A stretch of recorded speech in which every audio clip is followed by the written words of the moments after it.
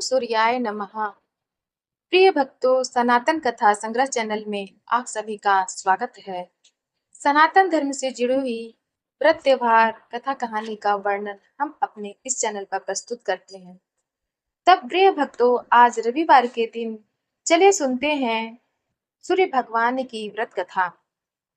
सृष्टि के प्रारंभ से ही सूर्य देव समस्त लोगों को प्रकाश, जीवन और ऊर्जा प्रदान करते हैं।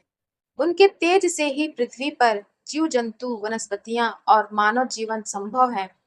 पुराणों में कहा गया है कि जो व्यक्ति रविवार के दिन सूर्य देव का व्रत करता है, उसका जीवन रोग मुक्त, धन संपन्न और यशस्वी होता है। तब प्रिय भक्तों, चलिए आरंभ करते हैं रविवार व्रत की कथा। बहुत समय पहले विदर्भ देश में एक नगर था, सुंदरपुर। वहां एक निर्धन ब्राह्मण दंपति रहते थे। सुमित्र और उनकी पत्नी सुशीला दोनों अत्यंत धर्मनिष्ठ, सत्यवादी और ईश्वर भक्त थे। किंतु जीवन में घोर गरीबी थी। घर मिट्टी का था, वस्त्र फटे पुराने और खाने के लिए केवल जौ चने जैसे सस्ते अन्न मिलते थे।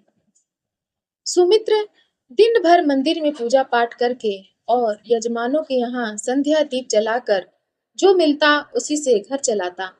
फिर भी दोनों ने कभी चोरी, छल या झूठ का सहारा नहीं लिया। एक दिन की बात है, सुशीला कई दिनों से बीमार थी और घर में अन्न का एक दाना भी नहीं था। पास पड़ोस में भी किसी ने मदद नहीं की। भूख और चिंता से व्याकुल सुमित्र नगर के बाहर नदी किनारे बैठा रो रहा था। उसी समय एक तेजस्वी साधु वहां आए। उनके मुखमंडल से सूर्य की भांति तेज निकल रहा था और शरीर पर लाल वस्त्र व मस्तक पर चंदन की बड़ी सी तिलक रेखा थी। साधु ने कहा, वत्स, क्यों रो रहे हो? मनुष्य को अपने कर्म और ईश्वर पर विश्वास रखना चाहिए। सुमित्र ने अपने दुख सुनाए। साधु ने मुस्कुराकर कहा, तुम्हारी दरिद्रता का नाश केवल सूर्य देव के रविवार व्रत से होगा। इसे 12 या 21 रविवार तक करो। प्रातः स्नान करके लाल वस्त्र पहनकर तांबे के पात्र में जल, लाल फूल, चावल, गुड़ और रोली डालकर सूर्य को अर्घ दो। दिन में फलाहार करो और रात्रि में सूर्य देव की कथा सुनो। व्रत के अंत में गरीब ब्राह्मण को गुड़, गेहूं और लाल वस्त्र दान करो। साधु ने यह कहकर आशीर्वाद दिया और अंतर्ध्यान हो गए।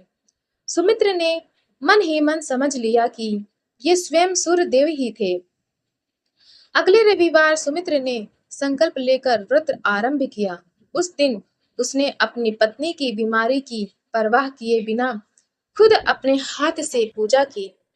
जल अर्पण करते समय वह मंत्र बोल रहा था, ओम सूर्याय नमः, भास्कराय नमः, आदित्याय नमः।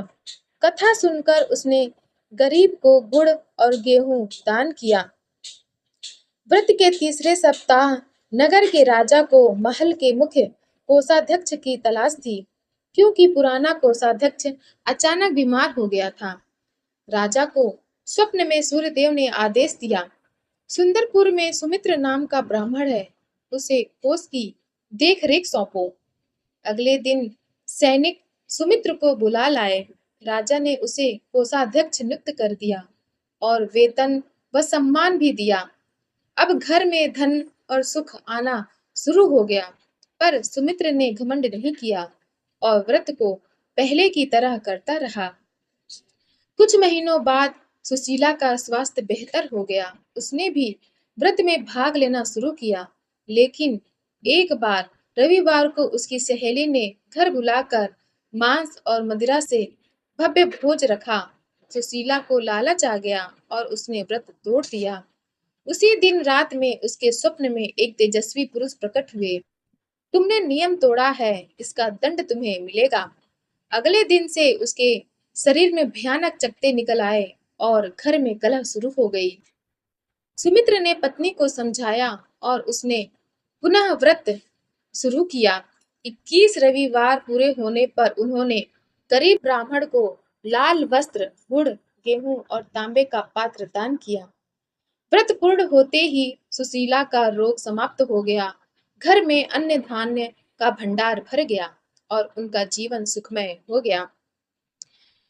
जो भी इस व्रत को करता है उसे सूर्यदेव दीर्घायु, आरोग्य, धन संतान, सुख और यश प्रदान करते हैं। इस व्रत में केवल शरीर ही नहीं, मन और वाणी भी शुद्ध रखनी चाहिए। प्रिय भक्तों, कथा अच्छी लगी हो तब आप हमारे चैनल सनातन कथा संग्रह को लाइक करें, शेयर करें और सब्सक्राइब करें। धन्यवाद।